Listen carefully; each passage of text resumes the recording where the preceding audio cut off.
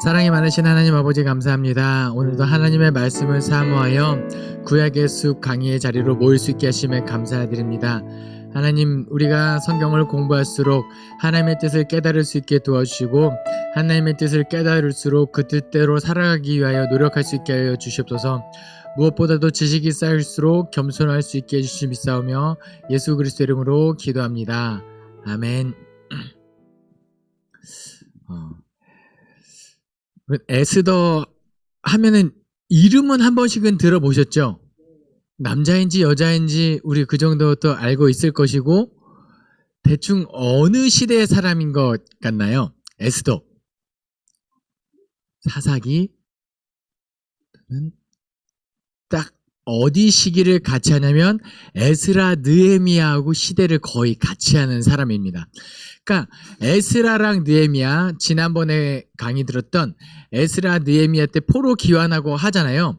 그때는 이제 에스라 느헤미야, 그 예수와 스룹바벨 뭐 이런 사람들이 데리고 예루살렘으로 돌아오잖아요. 그런데 여전히 돌아오지 않고 그 바사 지역에 남아있는 유다인들이 있었을 거예요.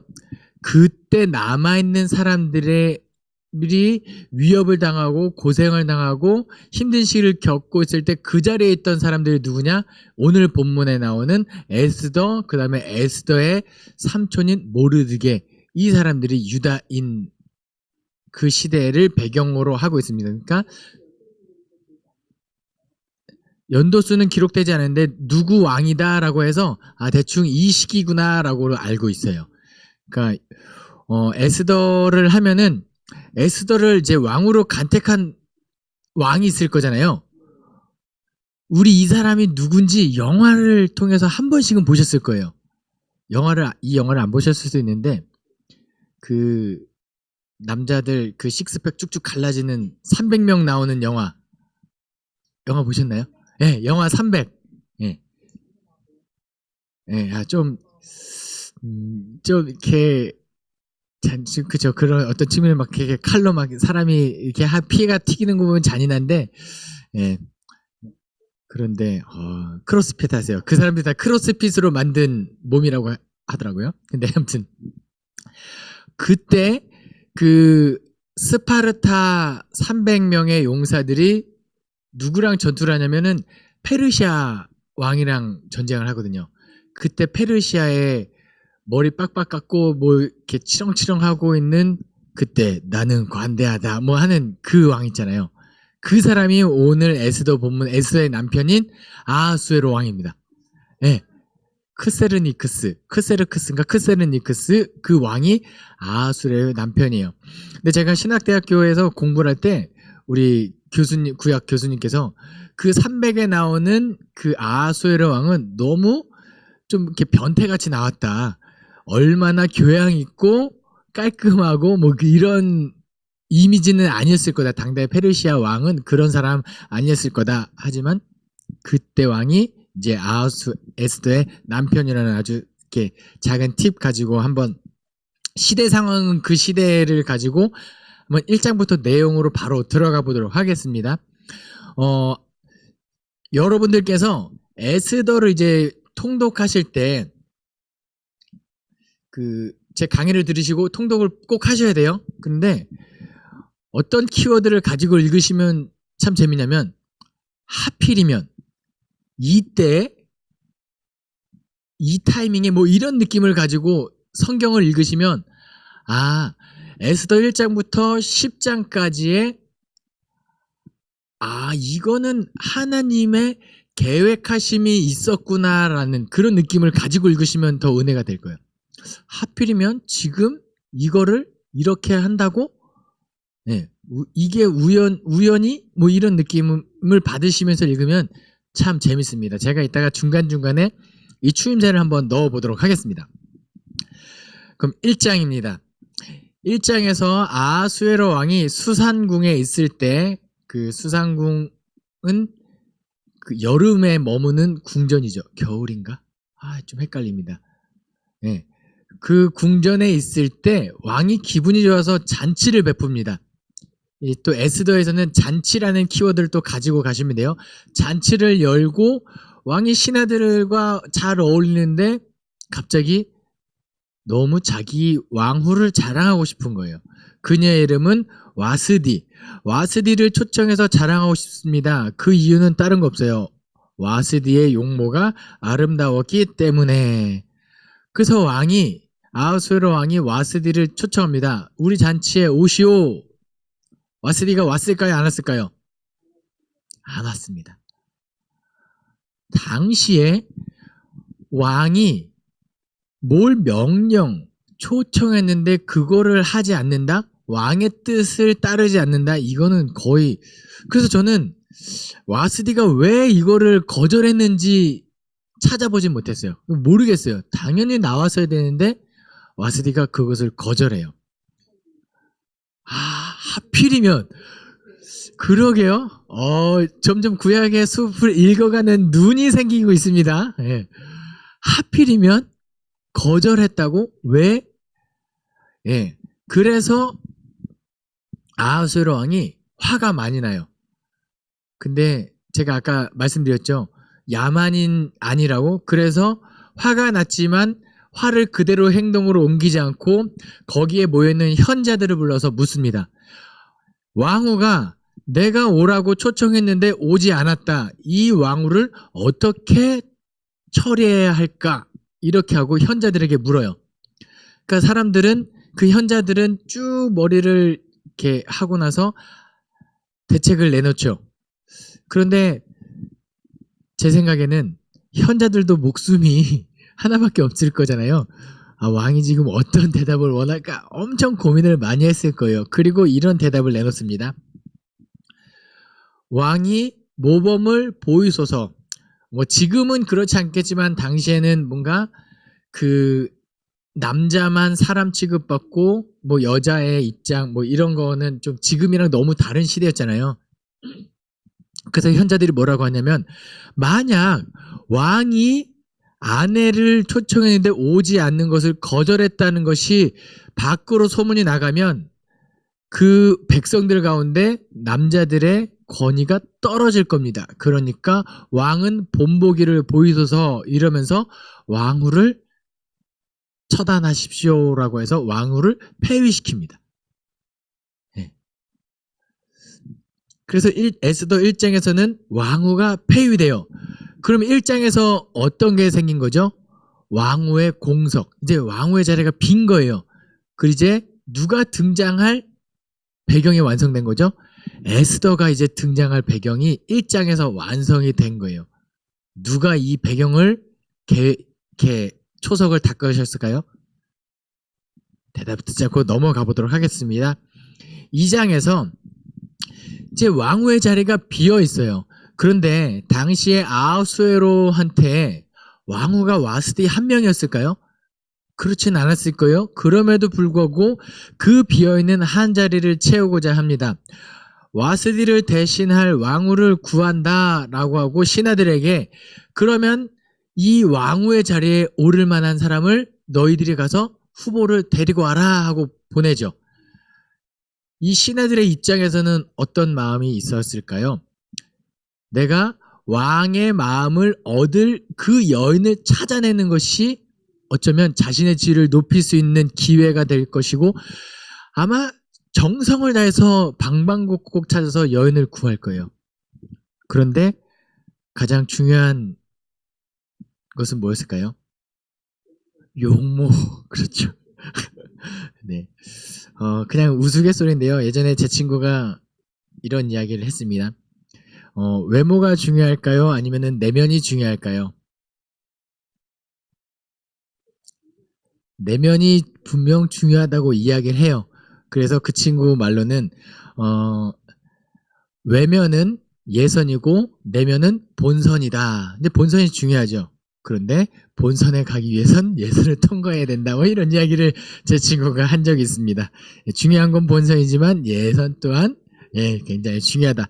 그래서 이 신하들이 쭉 방방곡곡 돌아다니며 여인을 찾습니다. 그때 누가 등장하죠? 모르드게가 등장합니다. 모르드게는 어떤 사람이냐면 여호야긴 때 예루살렘에서 사로잡힌 사람이에요. 포로로 끌려온 사람. 바벨론 느부갓네살 왕이 예루살렘을 침공했고 나중에 그 쭉쭉쭉 해서 여호야긴, 이 시대는 누구보다 조금 뒷사람이냐면 다니엘 다음 사람이에요. 다니엘이 1차 포로로 끌려갔고 그다음에 2차 포로로 또 사람들이 끌려갈 때 모르드게가 함께 끌려갑니다. 그런데 이때 모르드게가 누구를 잘 돌봐주냐면 자기 삼촌의 딸 에스더, 부모님이 없는 에스더를 양육해 줍니다. 그런데 여기서 한 가지 기억할 것은 뭐냐면 모르드게의 상황은 어떤 상황이죠? 뭐 그렇게 윤택한 상황 아니에요. 자기도 포로로 끌려가는 상황입니다. 자기 자식도 돌보기 힘든 그 상황에 누구를 돌봐줘요? 내 친척의 딸을 돌봐주는, 모르드게 굉장히 괜찮은 사람인 거죠. 그러니까 모르드게가 어려운 상황 속에서도 마치 친딸처럼 에스더를 양육했는데 그 에스더가 어떻더라? 아름답더라. 예. 그 과정 속에서 아하수에로의 신하 헤게가 마침 에스더를 눈여겨봅니다. 에스더? 아름답네? 그리고 몇 마디 나눠봤겠죠? 교양도 좀 있네? 내가 청거해야겠다. 라고 해서 에스더를 데리고 갑니다.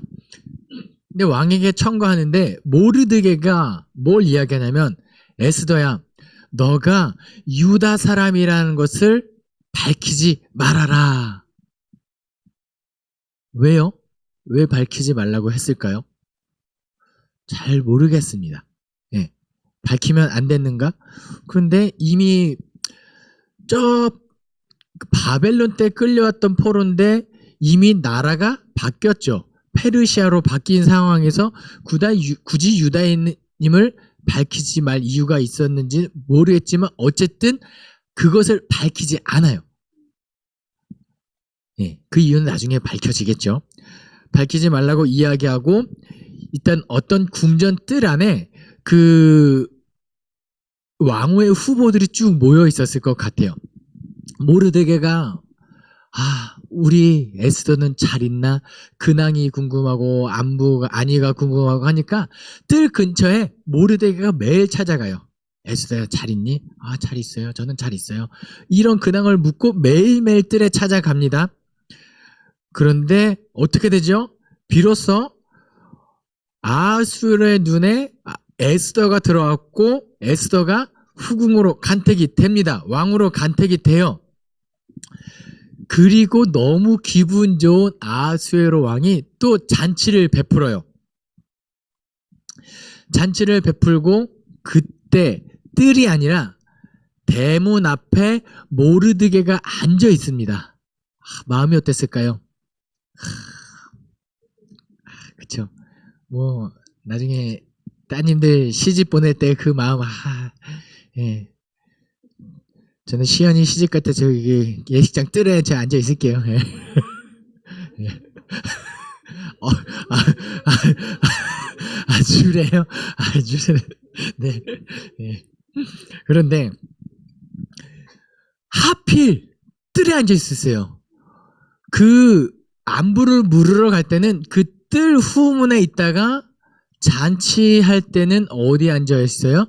대문 앞에 앉아 있는데 이때 빅단과 데레스라는 두 사람이 왕을 암살하는 음모를 꾸밉니다.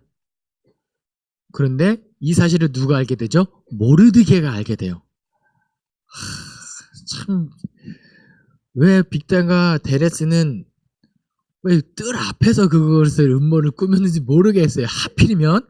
그리고 모르드게가 왜 그때 거기 앉았는지 모르겠습니다.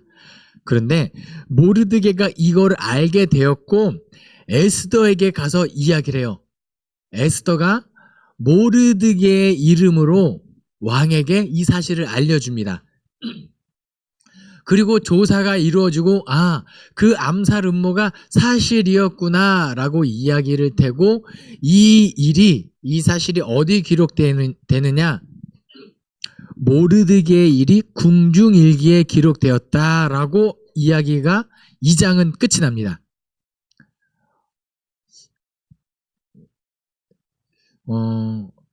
제가 저희 부모님이 저희 어머니가 두고두고 아쉬워하는 게 한 가지 있는데 뭐냐면 네. 제가 어릴 때 저의 기억에는 없어요. 그러니까 부모님들이 이렇게 계곡에 놀러 갔어요. 네, 분들이랑. 네. 저 약간 모세 같은 사람입니다. 근데 아기 때 그 부모님들 계곡에 놀고 있고 저는 이제 누운 채로 이제 자고 있었나 봐요. 돗자리 위에서. 그런데 부모님 놀고 있는데 제가 깨고 물속으로 들어갔대요. 그리고 떠내려간 거죠. 네. 그런데 저 밑에서 발에 물 담그고 있던 어떤 군인 아저씨 발에 제가 걸린 거예요. 네. 그리고 건져졌어요. 이게 지금 웃을 일이 아니에요, 지금. 그래서 제가 건져졌는데 숨도 안 쉬고 있고 굳어져 있는데 거기 군인들 많았거든요. 근데 인공호흡하고 뭘 해야 되는데 당황하고 아무도 못하고 있는데 어떤 아주머니께서 다 사람들이 비키라고 하고 제 팔을 이렇게 어디를 물어 뜯었다 그래요. 피를 내서 이제 혈액이 돌게 하고 그렇게 해서 제가 살아났다고 저희 어머니께서 이야기하셨어요.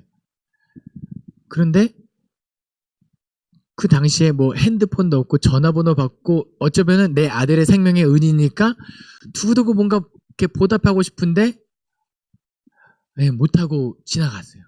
그래서 저희 어머니는 그분을 찾고 싶어 하세요. 찾고 싶고 뭔가 보답하고 싶어 하세요. 보답하는 게 인지상정이죠.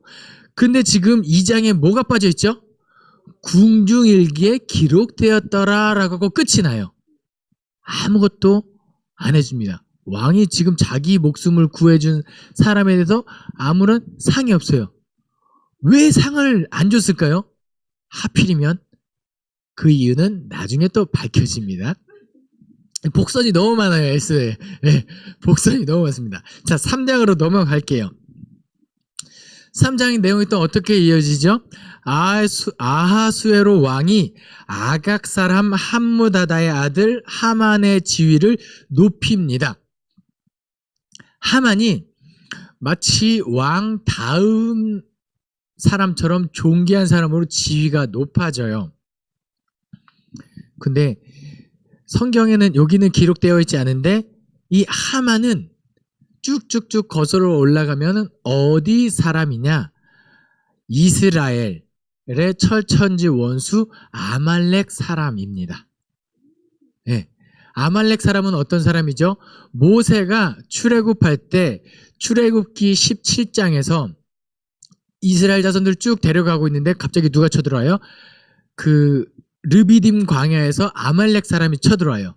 근데 이 아말렉 사람이 정말 나쁜 게 저 앞에 선두에 있는 남자들 뭐 힘 있는 사람들을 치는 게 아니라 저 뒤 후미에 따라오던 약자들, 여인들, 노인들, 아이들을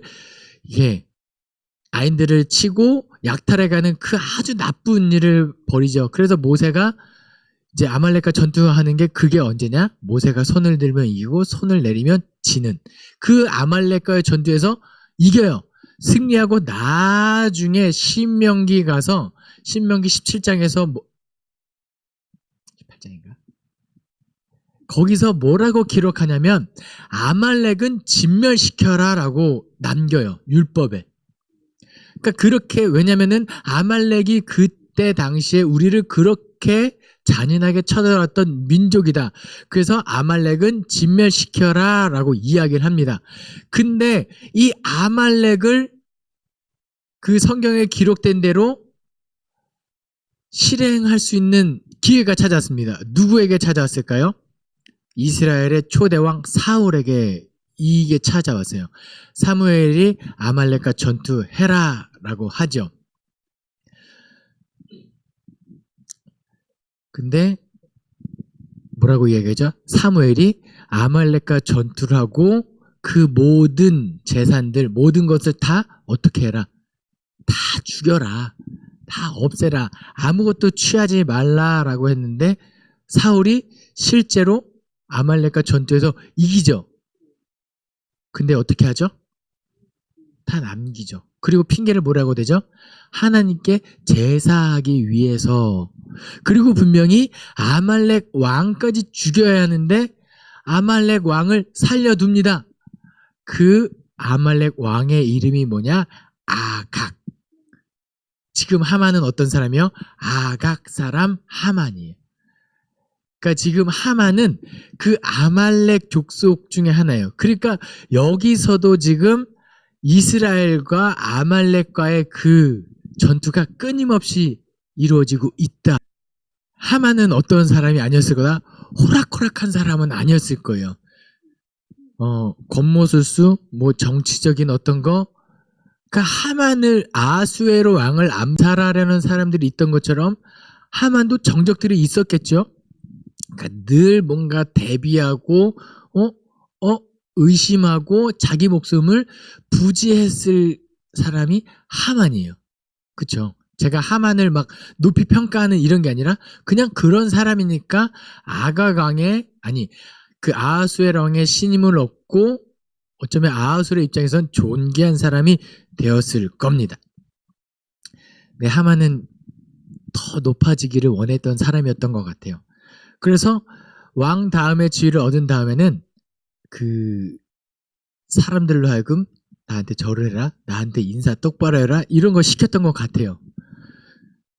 그런데 하만 입장에서 눈에 가시 같은 한 사람이 있죠. 누구죠? 모르드게? 너 나 모르냐? 네. 모르드게? 야, 너 나 몰라서 그래? 나 하만이야.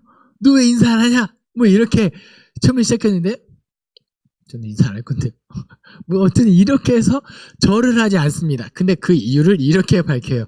이유는 나는 유다 사람이기 때문에 나는 당신에게 절하지 않습니다. 제가 이 구절을 딱 읽으면서 어떤 사람이 생각나냐면 다니엘의 세 친구들이 떠올랐어요. 아, 금신상에게만 절하는 것이 아니라 그 사람 뭔가 경배하고 숭상하고 이렇게 오직 내가 경배하고 찬양할 대상은 하나님이지 당신은 아닙니다. 어쩌면 신앙의 입장에서 하만에게 절을 하지 않은 것 같습니다. 나는 유다인이기 때문에 하만은 화가 나요. 사실 그 한 사람 절하지 않는다고 해서 그렇게까지 화가 나는가 모르겠지만 어쩌면 아말렉과 유다, 이스라엘의 관계가 또 있었던 것 같아요.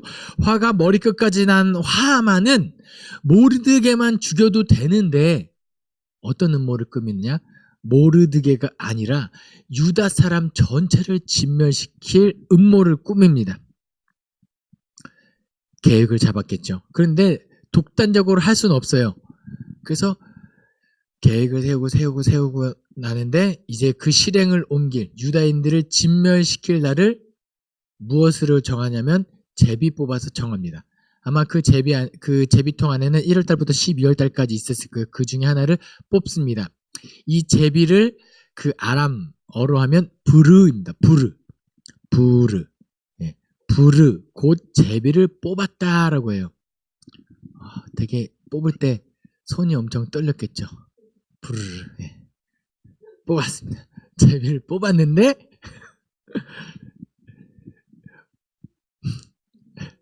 몇 월달이 뽑히죠?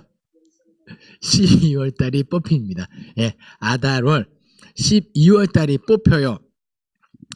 이것을 자기가 12월 달에 유다인들을 죽여야겠다라는 것을 계획을 잡고 이제 3장에서 8절부터 누구에게 나아가느냐? 아무리 하만의 지위가 높아졌다 한들 유다 사람 전체를, 유다 종족 자체를 진멸시키는 것을 자기 힘으로는 할 수 없어요. 누가 있어야 가능하죠? 아하수에로의 허락이 있어야 가능합니다. 그래서 아하수에로에게 나아갑니다. 왕이시여 라고 이야기하면서 뭐라고 왕을 설득하냐면, 당신이 나를 좋게 여기시거든 나를 존귀하게 여기시거든 나도 당신을 위하여 한 가지 일을 행하겠나이다. 그것이 무엇이냐면 왕 그 각 흩어져 있는 사람 중에 유다 사람들이 있습니다. 그런데 그 사람들이 왕의 법률을 잘 지키지 않는다고 합니다. 왕의 입장에선 화가 조금씩 나기 시작하죠. 그런데 그들을 내가 처리하겠습니다. 왕이 옳게 여기시거든 조서를 내려 그들을 진멸하소서. 그러면 그 사람들이 갖고 있던 재산들을 내가 몰수하여 왕의 창고를 더욱 부유하게 만들어 드리겠습니다. 은 1만 달란트를 왕의 일을 맡은 자의 소유에 맡겨 왕의 금고에 드리겠습니다. 라고 이야기를 해요. 1만 달란트 어마어마한 금액이거든요. 1만 달란트면은 무게로 환산하면 지금은 좀 어려울 것 같습니다. 예, 제가 예전에 한번 몇 킬로인지 몇 톤인지 이렇게까지 계산한 적이 있었는데 까먹었어요. 아무튼 근데 왕의 입장에서 좋은 딜이거든요. 뭐냐면 내 왕명을 어기고 왕의 법을 어기는 사람들이 있다. 그들을 어떻게 찾아낼 것이며 그들을 어떻게 다 죽일 것이며 그들의 재산을 몰수할 것이며 그들을 어떻게 합법적으로 왕의 창고에 다 넣을지 이거 지금 다 누가 해주겠다는 거예요? 하만이 해주겠다는 거예요. 왕의 입장에서는 좋다. 내가 허락하겠다. 왕의 반지를 꺼내서 그것을 인장을 짓고 허락해 줍니다. 이 하만이 왕에게 나아가서 이 조서를 얻은 날이 언제냐? 3장 12절에 기록되어 있죠. 첫째 달 13일에 왕의 서기관이 소집되어 하만의 명령을 따라 왕의 대신과 각 지방의 관리와 각 민족의 관원에게 아하수엘의 왕의 이름으로 조서를 쓰되 곧 각 지방의 문자와 각 민족의 언어로 쓰고 왕의 반지로 인치니라. 아멘. 대단한 일을 지금 다 한 거예요. 왕의 명령대로 조서를 써요. 혹시라도 그 왕의 명령이 잘못 전달될까봐 저 멀리 흩어져 있는 그 나라의 말로, 방언으로, 사투리로 하나하나 다 왕의 조서를 그 말로 번역해서 고쳐 쓰고 거기 일일이 다 도장을 찍고 그것을 방방곡곡 보냅니다. 이것이 첫째 달 13일에 벌어진 일이에요. 그리고 이 조서대로 한다면 이 조서가 그 넓은 나라, 제가 지난 에스라 느헤미야 할 때 말씀드렸죠. 약 페르시아부터 예루살렘까지 1500km 정도 된다고. 그러니까 페르시아 전역에 이 문서가 전달되는데도 시간이 오래 걸릴 거고 이 조서를 받고 준비하고 유다인들 조사하고 모아놓고 죽이고 하는 걸 하려면 준비되는 시간이 많이 벌어져요. 공문이 어딘가에 붙었겠죠. 이제 유다 사람들을 다 잡아 죽일 거다. 그 죽이는 날이 언제다? 아다르 12월 달에 할 것이다. 아마 조서가 반포되고 이 조서가 각 지방에서 이제 공표될 때까지 그것도 한 몇 달 걸렸을 거예요. 자, 1월 달에 조서가 쓰여지고 두세 달 지나고 각 지방에 공포됐다라고 한번 생각해 볼게요. 그럼 거기 살고 있는 유다인들은 우리 12월 달이면 죽는 거야? 어디로 도망가지? 어디로 도망치려고 해봤자 페르시아 영토 아니에요. 당대 페르시아는 엄청난 대제국이었거든요. 그렇다고 페르시아 넘어서 스파르타, 아테네, 로마 뭐 이렇게까지 도망갈 수도 없는 입장이에요. 거기 간다고 해서 뭐 누가 우리를 살려줍니까? 아니에요. 거기 가봤자 생존이 보장되지 않는 그 입장에서 막막한 상황에 처해 있는 거죠. 와, 12월 달. 11월 달까지 내 재산 다 쓰고 죽어야지. 별의별 그런 상황에 3장이 끝이 나죠. 그 12월 달은 유다 사람들의 입장에서는 재앙의 날입니다. 근데 4장에서 어떻게 이어지죠? 모르드게가 그 궁 앞에서 배 옷을 입고 재를 뒤집어 쓰고 대성통곡을 합니다. 그러니까 장사 지낼 때 입던 옷이 배옷이죠. 그리고 정말 억울하고 정말 슬플 때 재를 뒤집어 쓰는 거거든요. 사순절 때. 예수님 돌아가실 때 뭐 그 정도 때 우리 재수혈 해가지고 죄를 뒤집어 쓰는 그런 정말 너무 슬픈 날을 지금 모르드게 입장에서는 그 슬픔을 다 엮고 대성통곡을 하는데, 구약의 숲이 저에게 주는 가장 유익함이 뭐냐면은 저에게 주는 깨달음이었어요. 저는 이렇게 내용을 어렴풋이 알고 있었는데 깊이 보니까 4장 3절 말씀이 눈에 들어왔습니다. 4장 3절 말씀 함께 읽겠습니다. 시작. 왕의 명령과 조서가 각 지방의 이름에 유다인이 크게 애통하여 금식하여 울며 부르짖고 굵은 베옷을 입고 제 누운 자가 무수하더라. 모르드게 혼자 슬퍼한 게 아니었구나. 당시 흩어져 있는 많은 유다 사람들이 베옷을 입고 죄를 뒤집어 쓰고 슬퍼하였구나. 이걸 보고 또 어떤 게 떠올랐냐면 엘리야가 그 갈멜산에서 바알과 아스다롯 선지자들과 전투를 하고 도망치죠. 이겼는데 도망쳐요. 왜요? 이세벨이 잡아 죽이려고 하니까. 엘리야 입장에서는 너무 슬픈 거죠. 내가 하나님의 뜻에 따라 하나님의 명령대로 가서 갈멜산에서 이겼는데 돌아오는 것이 나의 목숨을 죽이려고 하는 그 위협입니까? 하고 하는데 그때 하나님께서 뭐라고 말씀하시죠? 도망쳐라. 그리고 바알에게 무릎 꿇지 않은 자 7,000명이 여전히 남아있다라고 이야기를 했어요. 보면서 모르드게 혼자가 아니었구나. 이때도 많은 모르드게와 같은 마음을 가지고 있는 그 유다인의 정체성, 하나님의 정체성을 가지고 있는 많은 사람들이 있었구나라고 하면서 오늘날까지 한번 생각해 봤습니다. 코로나 때문에 힘들고 예배 회복을 위해서 기도하고 애쓰고 막막한 마음이 가끔 들기도 해요. 하지만 그럼에도 불구하고 하나님의 계획하심, 하나님께서 이 모든 것을 회복시키는데 우리와 같은 마음을 갖고 죄를 뒤집어 쓰는 마음으로 애통하는 심정으로 한국 교회를 위하여 염려하고 기도하는 사람들이 무수히 많이 있겠구나라는 위로가 저에게 왔었습니다. 자, 넘어가 보겠습니다. 그런데 모르드게가 이렇게 궁 앞에서 슬퍼하고 죄를 뒤집어 쓰고 베옷을 입고 있는데 그 소리를 들은 에스더가 궁금해하죠. 에스더는 지금 아무것도 모릅니다. 자초지종을 모르고 있어요. 모르드게 갑니다. 왜 이러고 있어요? 빨리 베옷을 벗으세요. 왜 이렇게 슬퍼하고 있습니까? 그러자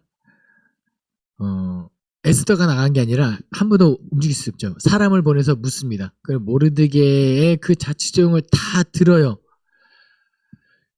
이제 4장이 에스더서에 기록된 위기의 절정입니다. 여기서 이제 문제가 해결되지 않을지 이제 문제의 절정인데요. 한번 11절부터 같이 한번 읽어볼게요. 11절 말씀 시작. 왕의 신하들과 왕의 각 지방 백성이 다 알거니와 남녀를 막론하고 부름을 받지 아니하고 안뜰에 들어가서 왕에게 나가면 오직 죽이는 법이요 왕이 그 자에게 금규를 내밀어야 살 것이라. 이제 내가 부름을 입어 왕에게 나가지 못한 지가 이미 30일이라 하니라. 아멘. 지금 뭐죠? 모르드게가 사실을 압니다. 너가 가서 왕에게 한번 이야기해봐라 라고 이렇게 이야기했겠죠. 근데 에스더가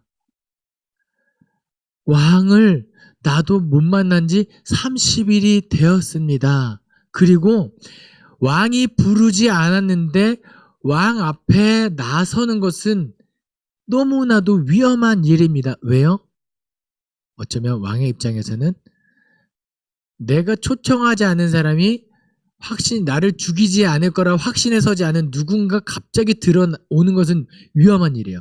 그리고 그렇게 찾아오는 사람은 음모를 꾸미는 사람들, 암살하는 사람들이기 때문에 왕의 입장에서도 감히 왕후랄지라도 왕 앞에 부르지 않았는데 나온다? 이것은 아무도 상상할 수 없는 일이고 에스더도 지금 그걸 걱정하는 거예요. 나 왕을 못 만난 지 30일이 되었습니다. 그러니까 왕이 또 언제 나를 부를지 아무도 모릅니다. 어쩌면 아하수에로 왕에게 너무나도 많은 왕후들이 있었을 거예요. 1년에 한 번 만나기도 쉽지 않은 상황일지도 몰라요. 그거 봐요. 세종대왕도 자녀들이 너무, 후궁들이 너무 많았잖아요. 그 아하수에로 왕도 만약에 후궁이 300명 이상이면 하루에 한 명씩 만나도 지금 에스더를 아하수에로가 언제 부를지 아무도 기약할 수 없는 상황인 거죠.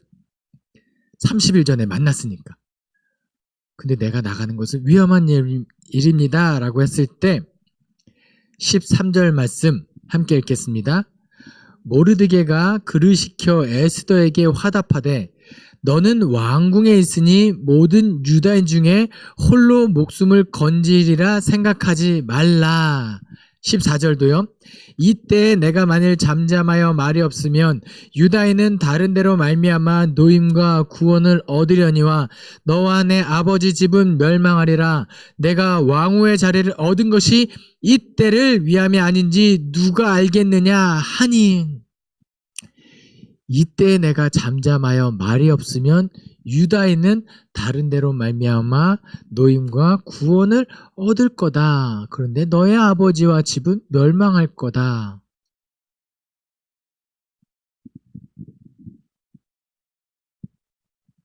유다인은 너가 아니더라도 구원을 얻을 거다. 다른 데로 말미암아. 너가 일하지 않으면 유다인은 다른 데로 말미암아 구원을 얻을 거다라고 하는데 제가 에스더 끝날 때 정말 뭐 이런 거 하나 알려드릴게요. 혹시 제가 까먹고 있더라도 아까 이야기하고 이 사장이 너무 궁금한 거 있어요. 보통 최은영 권사님이 기억하고 이야기해 주시더라고요. 사장에서 그거 이야기해 주시기로 했잖아요. 이렇게 끝나면 어떡해요? 이렇게 해주세요. 네. 네. 이 이야기를 들은 에스더가 그러면 모르드게에게 이것을 요청합니다. 당신은 수산에 있는 유다인들을 다 불러 모으고 나를 위하여 금식하되 밤낮 3일을 먹지도 말고 마시지도 마소서. 나도 나의 시녀와 더불어 이렇게 금식한 후에 규례를 어기고 왕에게 나아가리니 죽으면 죽으리이다. 우리가 에스더 했을 때 가장 유명한 구절이죠. 죽으면 죽으리이다. 내가 하겠습니다. 이제 왕 앞에 나아가겠습니다. 혹시 죽는 것이 하나님의 뜻이라면 내 목숨 아깝지 않습니다. 나는 어쨌든 민족을 위하여, 유다인을 위하여 나는 그렇게 하겠습니다. 라고 결연한 의지를 가지고 금식하고 기도를 합니다. 3일 동안 모르드게와 많은 유다 사람들이 금식하고 기도를 얼마나 간절하게 기도를 했겠어요?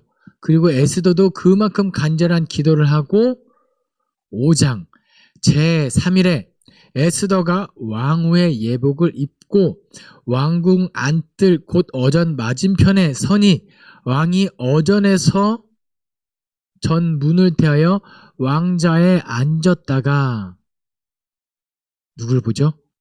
왕후 에스더가 뜰에 선 것을 본즉 매우 사랑스러움으로 이제 4장에서 위기가 절정에 오르죠. 죽으면 죽으리이다.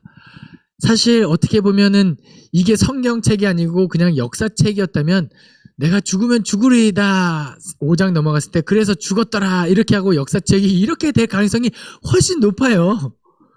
어딜 감히 내가 부르지도 않았는데 나와 죽여라. 와스디가 폐위된 것처럼 에스더도 폐위시키고 5장부터는 에스더의 공석이 있었으니까 다른 사람 왕으로 세워라 해서 다시 1장부터 반복되는 게 어쩌면 더 자연스러운 흐름이요. 그런데 왕후 에스더가 뜰에 선 것을 본즉 매우 사랑스러웠더라.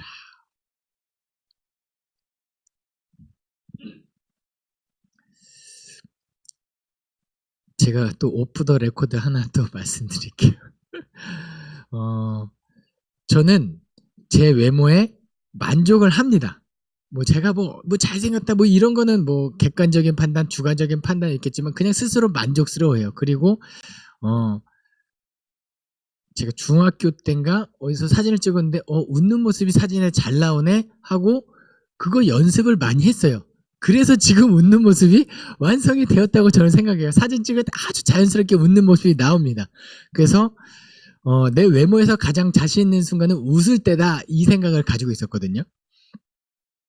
근데 한 번은 수련회를 끝나고 회개하고 눈물 흘리고 진짜고 막 그리고 나서 수련회 다 끝났으니까 이제 세수를 하려고 화장실에 갔어요. 근데 씻고 거울을 봤는데 그 얼굴이 은혜 받은 얼굴, 웃는 얼굴보다 기도하고 눈물 흘리고 은혜 받은 얼굴이 제일 괜찮네라는 생각이 그냥 거울 보고 들었어요. 왜요? 제 얼굴 보고 뭐 싫어해야 됩니까? 아이고 은혜 받고 아직도 얼굴이 그 모양이네 이렇게 해야 됩니까?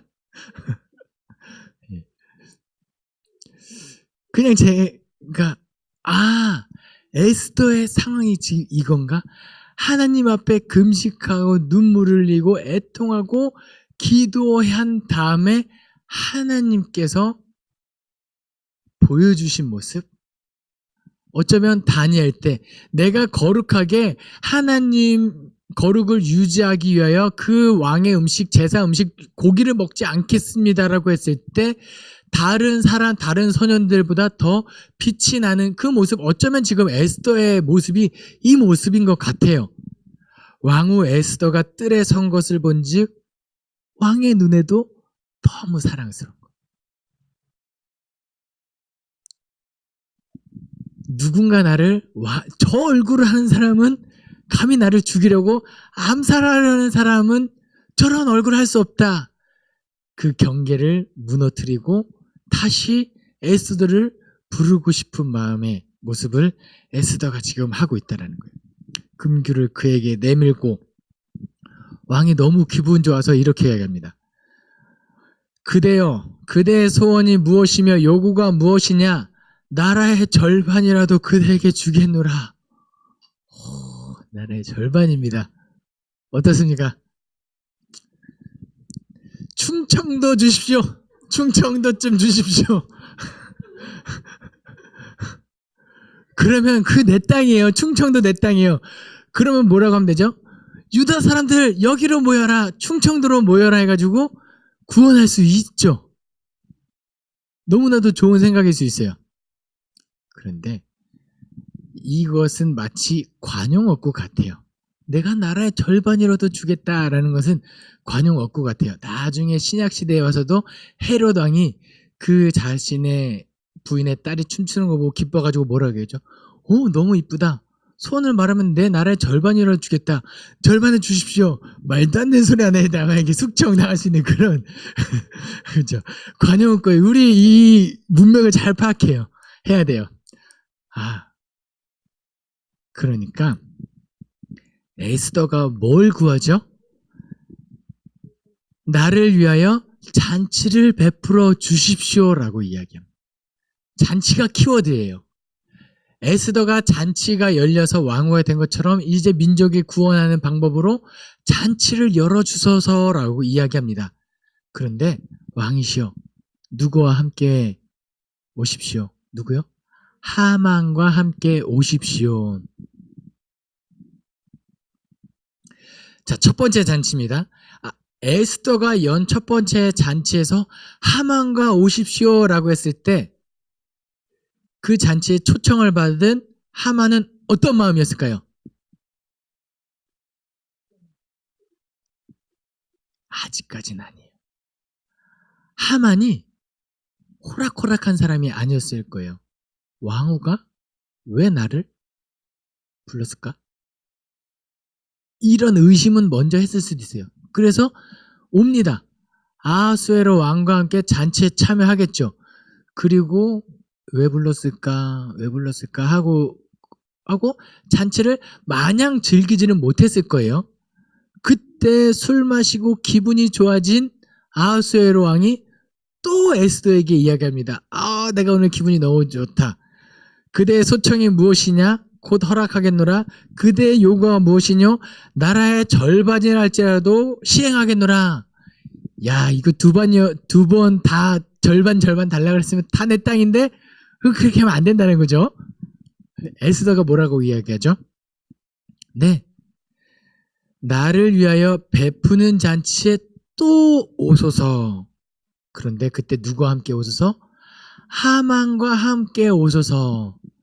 첫 번째 잔치에 참여했던 하만은 어쩌면 경계하고 의심할 수 있겠지만 잔치를 첫 번째 잔치를 하고 보니까 왕이 나를 존귀하게 여기듯이 왕후도 지금 나를 그렇게 생각하는구나. 왕과 나를 동급으로 여겨주는구나 하고 두 번째 잔치에도 초청되었으니까 얼마나 이제 기분이 좋고 기고만장해지고 모든 의심이 해지하고 두 번째 잔치에 갈 기쁨을 가지고 집에 돌아가겠어요. 그런데 잔치를 마치고 돌아가는 길에 또 누가 있죠? 모르드게가 있어요. 근데 여전히 절하잖아요. 왜 너 나한테 절 안 하냐? 나 유다 사람이에요. 이제는 기분도 좋은데 의심도 안 하는데 이제 모르드게까지 하니까 너무 방심한 하만이 급발진하죠. 뭐죠? 나 이런 사람이야. 왕후로부터 존귀해진 사람이야. 왕후에게 초대받은 유일한 사람이야. 나 이 정도는 해도 되겠지라고 하고 집에다가 50규빗 되는 장대를 준비합니다. 누구를 죽이려고요? 거기다가 모르드게를 달아 죽이려고. 그런데요, 아무리 하만이라 할지라도 사람의 목숨을 그냥 막 죽일 수는 없어요. 근데 이미 준비를 하죠. 장대를 준비해 놓고 내가 기필코 모르드게를 저기 달아야 속이 시원하겠다. 내가 유다인들 죽이는 것은 12월 달까지 미뤘지만 모르드게만큼 지금 당장 죽여야 속이 시원하겠다. 지금 당장 왜 하필이면 지금 당장이냐고. 그 이유는 6장에서 밝혀지지요. 왜 하필이면 지금이었을까? 왜 하필이면 더 이렇게 화가 났을까요? 6장으로 넘어오면은 어떤 이야기가 이어지느냐? 아하수에로 왕이 밤에 잠을 자려고 하는데 잠이 오지 않습니다. 잠이 오지 않으면 우리 뭘 하면 되죠? 책을 보면 됩니다. 금방 잘 수 있어요. 제가 예전에 이것도 오프 더 레코드인데요. 성경 학교가 되면은 밤에 우리 초등학생들 그렇게 안 자려고 해요. 불을 끄면 눈 뜨고 이야기하고 아무도 안 자려고 해요. 저는 선생님이잖아요. 화를 내지 않고 그래 자고 싶지 않지? 네. 그럼 다 이렇게 둘러앉아. 대신 성경책을 가져와. 자, 마태복음 1장 펴도록 할게. 자, 마태복음 1장 한 절씩 돌아가면서 읽을게. 아브라함과 다윗의 자손 예수 그리스도의 계보라. 아브라함은 이삭을 낳고 아브라함은 야곱을 낳고 야곱은 쭉쭉쭉쭉쭉쭉 누구를 낳고 여기부터 누구까지 14대요. 누구부터 여기 14대요. 예수 그리스도 임마누엘을 하리라. 아멘. 다시 1절부터 아브라함과 다윗의 자손 예수 그리스도의 계보라 쭉쭉쭉쭉 읽는데 두 번을 다 읽기 전에 아이들이 저에게 뭐라고 했을까요? 선생님 우리 잘게요. 우리 재워주세요. 아니야. 자지마. 성경책 읽어야지. 짧게요. 애들 다 잡니다.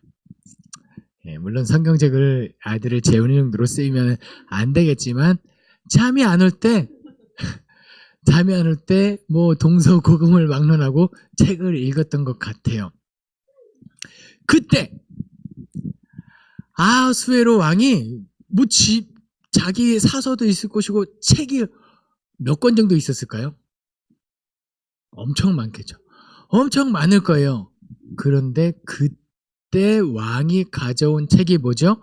역대일기를 가져오라고 합니다. 역대일기 무엇일까요? 그렇죠. 에스더 2장에 모르드게 일이 궁중일기에 기록되었더라. 이 궁중일기가 지금 역대일기예요. 그 많은 일기, 많은 책들 가운데 일기? 역사책? 그 재미없는 역사책? 그 일기를 가지고 와서 읽습니다. 제가 아까 말씀드렸죠. 우리 아이들 마태복음 1장을 넘기지 못하고 잠을 자려고 해요. 그런데 그 책들 내용 가운데 누구의 일이 아수엘의 눈에 들어옵니까? 모르드게의 일이 눈에 들어요. 모르드게의 일을 딱 읽고 나니까 아수엘의 입장에서 그런데 이런 일이 있었나? 암살의 음모에서 나를 구해준 모르드게가 있었는데 그래 있었던 것 같아. 그런데 무슨 상을 내렸지? 보답한 게 있나? 날 살려준 사람인데? 신하들에게 묻습니다. 보답한 일이 없습니다. 그럼 뭘 해주면 좋을까? 뭘 해주면 좋을까? 내 목숨을 살려준 사람인데 뭘 해주면 좋을까? 좋을까 하고 내 어떤 상을 내리면 좋을지 또 현자들 누구에게 묻고 싶어집니다. 근데 때마침 누가 있죠? 하만이 있어요. 그럼 그 때마침 하만은 거기 왜 있었을까요? 왕에게 모르드게를 내가 저 장대에 매달아 죽이겠습니다라는 것을 허락을 받고 싶어서 그 시기에 급한 마음에 거기 있던 거예요. 그때 마침 궁중일기 그 늦은 밤이에요. 늦은 밤. 하필이면 그때 왜 하만은 거기 있었으며, 그쵸? 놀랍죠. 그 타이밍이 너무 놀랍죠. 이것을 어쩌면은 하나님의 때 크로노스라고도 이야기할 수 있을 것 같아요. 카이로스, 크로스, 카이로스. 하만이 들어옵니다. 불렀으니까 와야겠죠. 그런데 또 왕이 하필이면 이렇게 묻습니다. 하만이요, 하만아. 내가 묻고 싶은, 내가 궁금한 게 있는데, 내가 존귀하게 하기를 원하는 사람이 있는데 어떻게 하는 게 좋을까라고 묻습니다. 내가 존귀하게 하기를 원하는 사람이 있는데 어떻게 하면 좋을까? 그런데 처음부터 아하수에르 왕이 내가 궁중 일기를 읽어보니까 모르드게가 예전에 내 목숨을 구해준 적이 있네? 그 사람을 어떻게 보상하면 좋을까? 하면 하만이 상금 좀 주세요 라고 했을 수 있어요. 그런데 하필이면 왕이 뭐라고 묻죠? 내가 존귀하게 해주고 존귀하게 하기를 원하는 사람인데 그 사람에게 어떻게 하면 좋을까? 하만이 나구나. 아이고 우리 왕이 그냥 하만아 내가 너를 존귀하게 생각하는데 뭘 받고 싶냐 이렇게 물어보면은 내가 이게 잘 알아서 대답해 줄 텐데 굳이 이렇게 돌려 말하는 왕의 입장에서 근데 또 하만에게는 어떤 마음이 있냐면 왕처럼 되고 싶은 그 교만함이 있어요. 이미 왕 다음까지 존귀하게 올라간 사람이에요. 그런데 내가 아무리 흑심을 품어도 왕처럼 될 수는 없어요. 아하수에로가 있기 때문에 왕처럼 될 수 없는데 마침 왕이 이렇게 얘기하면 나 한번 왕처럼 돼봐야겠다 하고 뭐라고 이야기하죠? 왕께서 존귀하게 하기를 원하는 사람에게 왕복을 입히시고 왕께서 타시는 말과 머리에 쓰시는 왕관을 가져다가 그 마차를 태워서 사람들이 많은 곳을 같이 가소서. 마치 그 존귀하게 여기는 사람이 곧 왕이 되게 하소서라고 이렇게 조언을 합니다. 아하수에르 입장에서는 내가 신임하는 존귀한 하만이 그렇게 이야기하니까 그래 그것이 좋겠다. 나도 그렇게 모르드게를 해주고 싶구나 하고 허락을 하죠. 그리고 하만에게 이렇게 명령합니다. 너 아니야. 모르드게에게 그와 같이 해라. 모르드게에게 왕복을 입히고 왕관을 씌우고 왕이 타는 마차를 타고 나와 함께 시내를 돌아다닐 수 있게 해라. 모르드게를 그렇게 존귀한 사람으로 만들어라.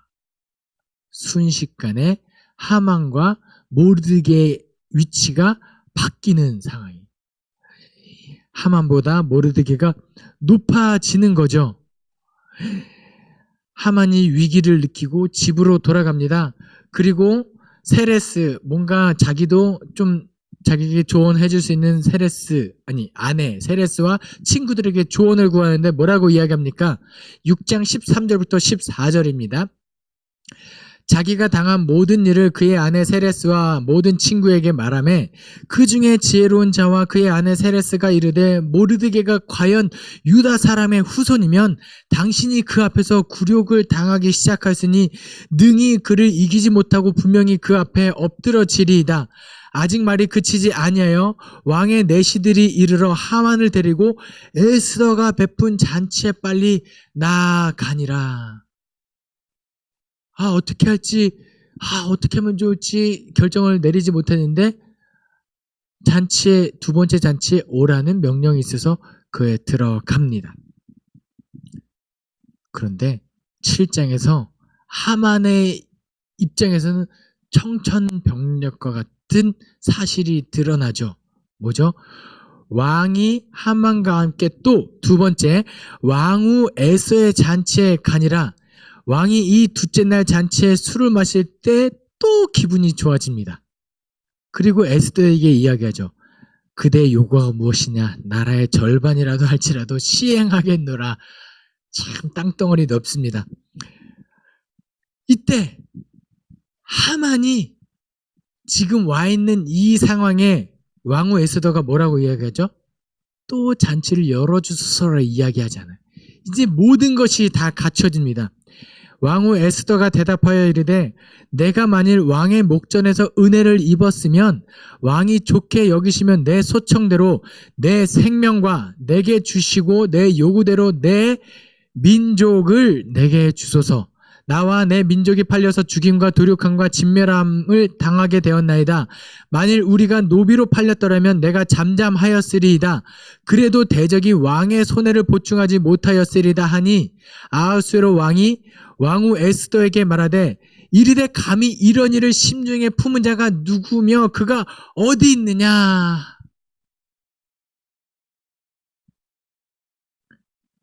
이 장에서 모르드게가 에스더에게 뭘 이야기했었죠? 너가 유다 사람인 것을 말하지 마라. 아하수에로 왕 모릅니다. 또 누구도 몰랐을까요? 하만도 몰랐을 거예요. 그런데 그 왕후가 베푸는 잔치에 이제 아무런 준비 없이 의심하지 않고 경계를 풀고 두 번째 잔치까지 나아갔는데 왕이 기분 좋아서 나라의 절반까지도 주겠다라고 하는 거기서 말하는 소원이 뭐예요? 내 민족을 내게 주소서. 만약에 내 민족을 노예로 팔려가게 하는 것까지만 해도 내가 참았을 것인데 내 민족을 다 죽이려고 하는 음모를 꾸민 자가 있습니다. 왕이 그게 누구냐? 내가 다 살려주겠다라고 지금 그 약속을 하고 있는 거예요. 누구입니까? 라고 했을 때 에스더가 이르되 대적과 원수는 이 악한 하만입니다. 지금 왕과 잔치에 자리한 저 사람입니다. 와, 하만은 지금 이제 모르드게에서 한 방 맞고 에스더에게 두 방 맞고 이제 회생불능한 상황이 된 거예요. 에스더가 이르되 대적과 원수는 이 악한 하만이다 하니 하만이 왕과 왕후 앞에 두려워하거늘 왕이 노하여 그 잔치의 자리를 떠납니다. 어쩌면 되게 교양 있는 사람이었던 것 같아요. 분노를 가지고 처분하려고 하지 않았던 것 같아요. 내 노를 삭히기 위하여 잠깐 떠납니다. 하필이면 지금 이때 누구예요? 하만이 할 수 있는 건 뭐죠? 그쵸, 살려주십시오. 에스더의 바지가랑이라도 잡아야 되는 그 상황인데 하필이면 바지가랑이를 잡습니다. 예. 왕이 자리를 떠났죠. 그리고 하만이 그 왕후 에스더의 옷자락을 잡고 흔들고 있는 거예요. 바지가랑이를 잡고 있어요. 그런데 8절 말씀에 왕이 후원으로부터 잔치 자리에 돌아오니 하만이 에스더가 앉은 걸상 위에 엎드렸거늘 왕이 이르되 저가 내 앞에서 왕후를 강간까지 하고자 하는가 하니 이 말이 왕의 입에서 나오매 무리가 하만의 얼굴을 싸더라. 하만은 지금 다 살려달라고 하고 있는데 왕이 돌아와서 보니까 저놈이 감히 에스더가 왕후인데 내 아내인데 아무리 당시의 여인의 위치가 바닥이었을지라도 왕의 아내인데 저놈이 내 아내에게 지금 저러고 있다고 멀리서 보고 왕의 눈이 뒤집히는 거예요. 그러니까 저놈을 죽여라라고 하는 거예요. 1년의 과정 속에서 근데 어떻게 죽죠? 9절에 왕을 모신 내시 중에 하르보나가 왕에게 아뢰되 왕을 위하여 충성된 말로 고발한 모르드게를 달고자 하여 하만이 높이가 50규빗 되는 나무를 준비하였는데 이제 그 나무가 하만의 집에 섰나이다. 왕이 이르되 하만을 그 나무에 달아라. 하만 모르드게를 죽이려고 했던 그 나무에 하만이 지금 달리게 됐고 하만이 달리자 왕의 노가 그치니라. 참 이 위기 가운데 이게 뭐이 갑자기 순식간에 휙하지만 그 가운데 모르드게와 에스더가 어떻게 기도했고 어떻게 이 위기를 헤쳐나갈지 얼마나 고민하고 애썼는지가 드러나는 장면이죠. 잔치를 한번 베풀고 거기서 이야기했다가는 하만이 그게 아닙니다. 이렇게 할 수 있으니까 경계를 풀어나가는 이 모든 과정이 이제 여기서 끝이 나는 거죠. 8장부터는 하만이 죽은 다음에 이 유다 민족에서 아말렉 민족으로 이제 이 이스라엘 입장에서는 진멸이 이렇게 바뀌는 것을 볼 수 있습니다. 하만이 죽고 나서 하만과 그의 10아들을 죽입니다. 하만의 대적들, 유다인의 대적들이 이제 반대로 죽어나가는 상황이 된 거예요. 10아들을 죽입니다. 그런데 그들의 재산에는 손을 대지 않습니다. 그리고 아달월 14일에도 수산에 있는 모든 유다인이 모여 또 300명을 수산에서 도륙합니다. 하만의 민족들이 지금 도륙되고 있는 거예요. 어떤 민족이죠? 아말렉 민족들이 도륙되고 있는 겁니다. 도륙하되 뭐요? 그들의 재산에는 손을 대지 않습니다. 또 왕이 각 지방에 있는 다른 유다인들이 모여 스스로 생명을 보호하여 대적들에게서 벗어나며 자기들을 미워하는 자 7,500명을 도륙하되 아말렉 민족들을 도륙하되 그들의 재산에는 손을 대지 않더라. 아멘.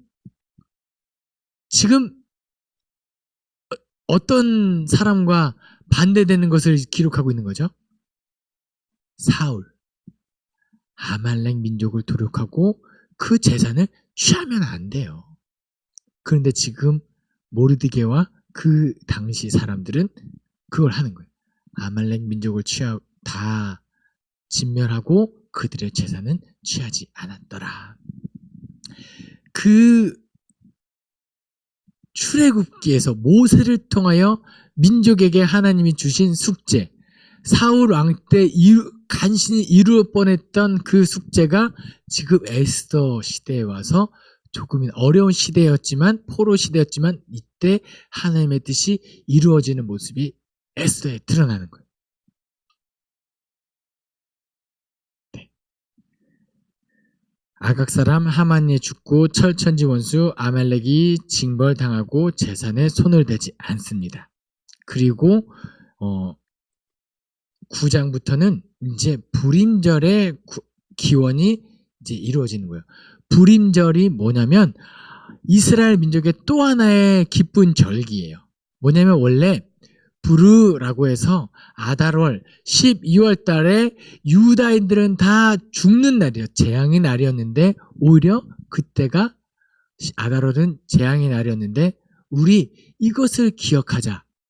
원래 우리가 죽을 뻔한 날이었지만 구원받은 날, 기쁜 날, 불임절 우리가 이 절기를 기억하자라고 하면서 9장부터 이제 네 어딨죠?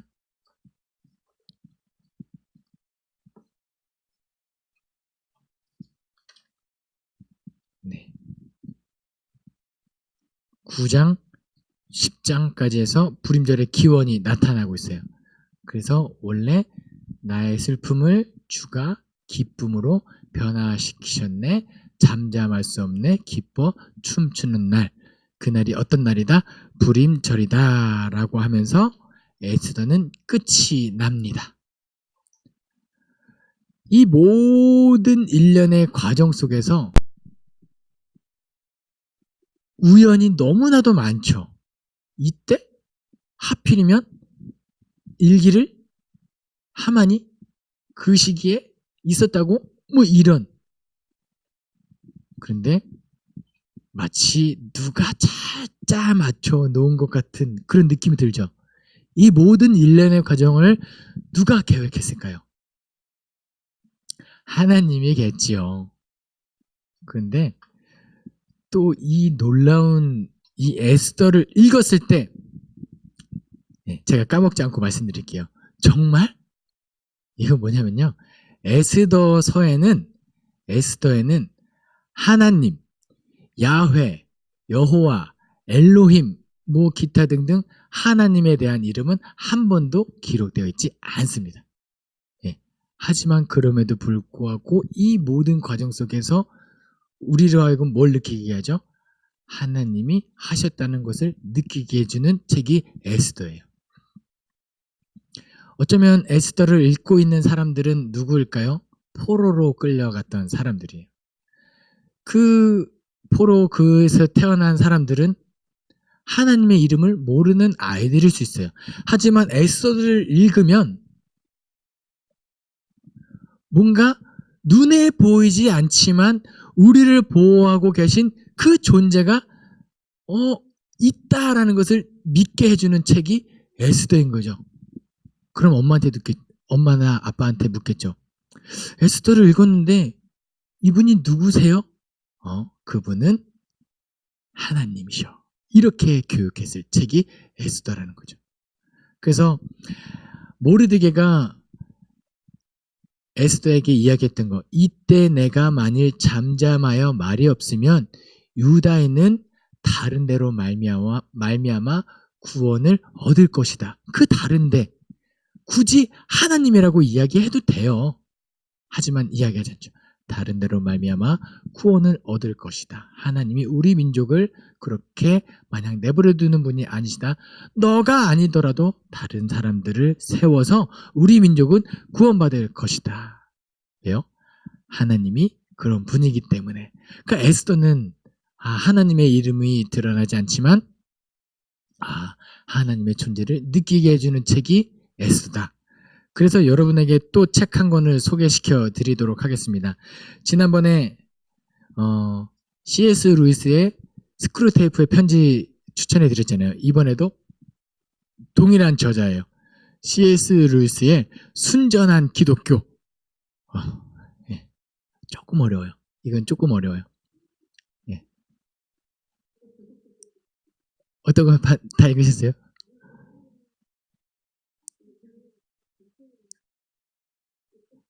스크루테이프 편지요? 순전한 기독교? 네. 아니요. 저도 그래 몇 번 포기했어요. 읽다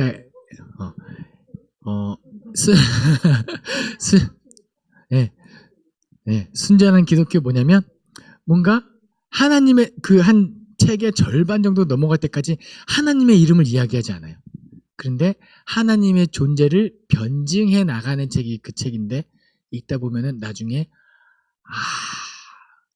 우리의 간단히 요약해주면 우리의 양심, 우리의 도덕심, 우리 대원칙, 사람으로 하여금 이거는 지켜야 한다라고 하는 그 원칙이 어디서 오는가라고 하면서 하는데 이때 보면 신의 존재는 있구나.